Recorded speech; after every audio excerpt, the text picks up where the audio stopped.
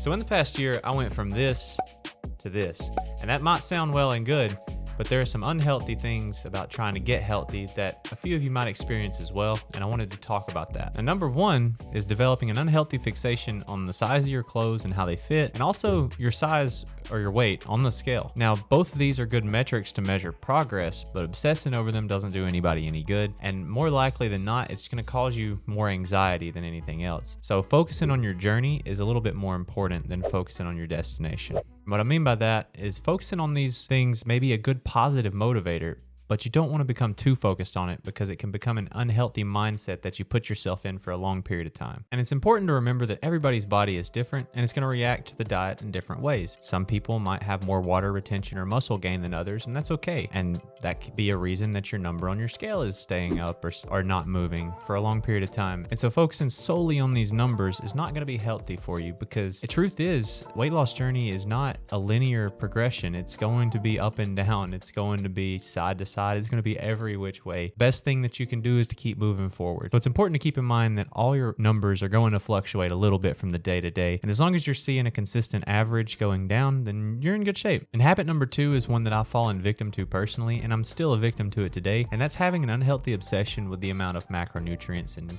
calories that you're intaking every day and tracking that a little bit too rigidly. And while tracking your calories and your macronutrients can be really important for achieving your health goals, it can actually be negatively impactful on your mindset if you fixate too much on it. And just like obsessing over anything can become anxiety inducing, this eventually will too. Also, this level of attention to detail and tracking can also lead to burnout. It's going to be counterproductive in the long run if you can't stick to the diet that you're on. So my advice is to track it for a little while, track it loosely, and try and understand the nutrients and the macronutrients and the calories in food. But at the same time, be able to distance yourself from the tracking and to have fun every now and then on your diet. Now, as you know, I still count every calorie, so this is something that I definitely still struggle with. But eventually, I want to get to a point to where I don't have to track that every day, and I kind of can estimate all the foods that I eat. And after I get to that point, I'll just use my weight a couple times a week to keep track of if I'm doing good on my diet or not. And that brings me to point number three. It's important to recognize that there are no good and bad foods. There are no healthy and unhealthy foods. It's the way that you consume them and how much of them you consume that's really important. So labeling these foods as good and bad can make you feel ashamed of what you're eating sometimes, and that's not a good thing. That's not a healthy thing. It's important to recognize that everybody's diet journey is going to be different, and it's not always going to be perfect. But the important thing is to be good most of the time. I like to think of an 80-20 rule, where 20% of my calories are going to be unhealthy and 80% are going to be like healthy whole foods. Now, I know I told you not to label foods as healthy and unhealthy, but I think you know what I mean when I say I'm going to have, this fruit, these vegetables, and this lean protein versus the cheesecake.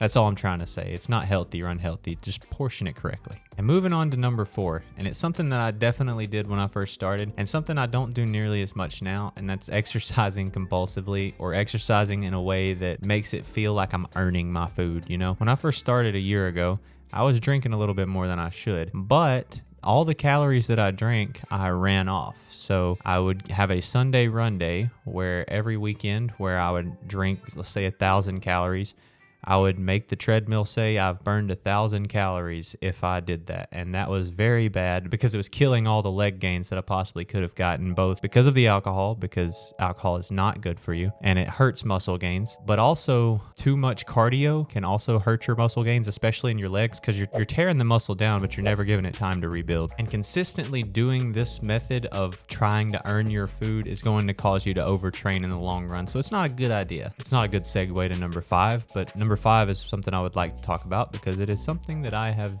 personally fallen victim to.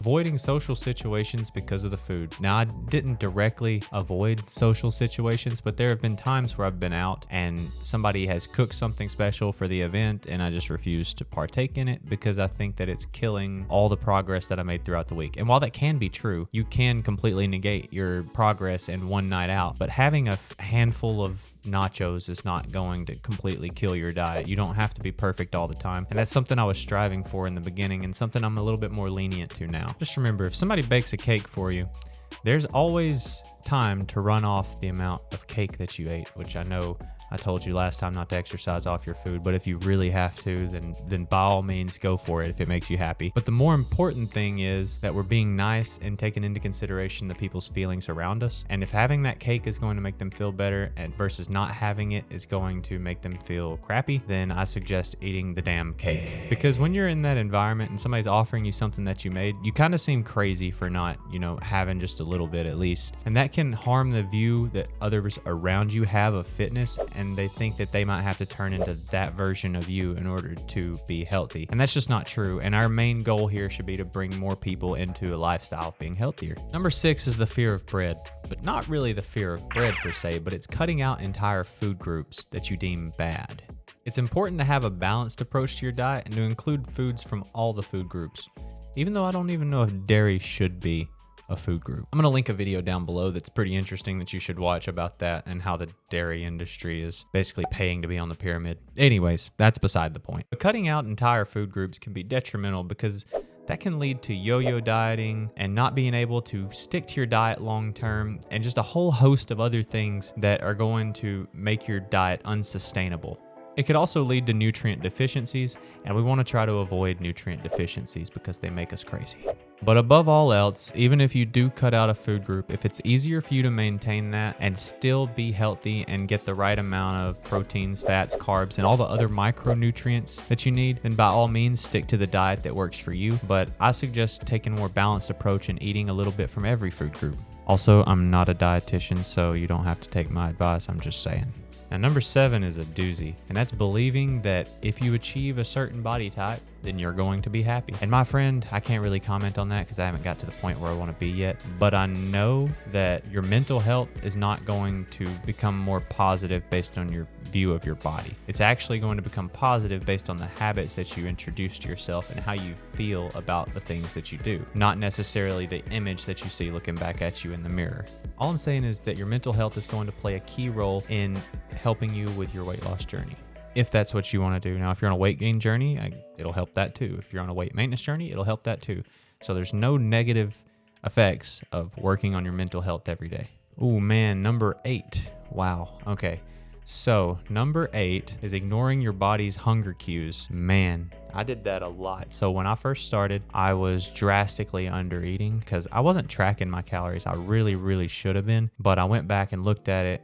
And based on the portion sizes I think I was eating, I was probably around 1,700 to 2,000 calories, which is why I lost so much weight in such a short period of time. I lost my first 40 pounds in, 3 to 4 months. And then the last 10 came off in the last 8 months. So I definitely slowed it down after I started tracking. But at first I was waking up hungry, having a smoothie, waiting till 12 o'clock to eat, having almost nothing, and then having a decent sized dinner, and then going to bed a few hours after that, still hungry. Looking back on it, I wish I would have listened to my body a little more and ate just a little bit more and made the diet a little bit slower. Now, in the end, it all worked out, so it's fine now, but looking back, that's something that I would definitely have changed from what my perspective was on dieting when I first started, because I had no idea about counting calories or macronutrients or anything like that. I was just thinking, if I cut out bread, then I'll lose weight, which is true. I did that. I don't recommend it to anybody, but for 30 days I didn't eat bread and I lost a lot of weight. Was it healthy? Nah, probably not. But anyways, it's important to listen to what your body has to say. And the only thing that's important when you're trying to lose weight is creating calorie deficit. Now, there are some other things, like if you're trying to maintain muscle, eating enough protein, exercising, and doing weightlifting, all that is definitely important. But whether or not you're going to lose weight is determined by whether or not you are in a calorie deficit. And if you are, you will lose weight. And if you're not, you won't. Now, the important thing to note is that a calorie deficit, no matter how much of a deficit it is still a deficit, and you're still going to be net negative when you're trying to lose weight. So that means you don't necessarily have to cut out 1,000 to 1,500 calories of what you normally eat in a day out. You could just as easily cut out 300 to 500 and lose about a pound a week instead of trying to lose it all at once. And that's going to be a much healthier option for most people. So something that can help with that is eating foods that are very low in calorie but high in volume, and also foods that are high on the satiety index, in which I'm going to leave a link down below to the satiety index so that you can see which foods are going to keep you full for a longer period of time, or at least satiated for a longer period of time. Now for the last two. Number 9 is comparison is the thief of all joy. Continuously comparing yourself to others can lead to a lot of self-criticism and negative thoughts, and it puts a big strain on your mental health. It's important to compare yourself, but not to others, but to yourself when you first started. And that progress should be a positive motivator to push you through all the hard times that you're going through, whether it be you're stuck at a certain weight, or you didn't get to work out this week because of something happening or things like that. But you can always look back at those pictures or measurements or whatever it is you're using to keep track of everything and think, hey, I made it this far. I can keep going. And for that reason, the only person that you should be comparing yourself to is yourself. And in the long run, it's going to make you a much happier person.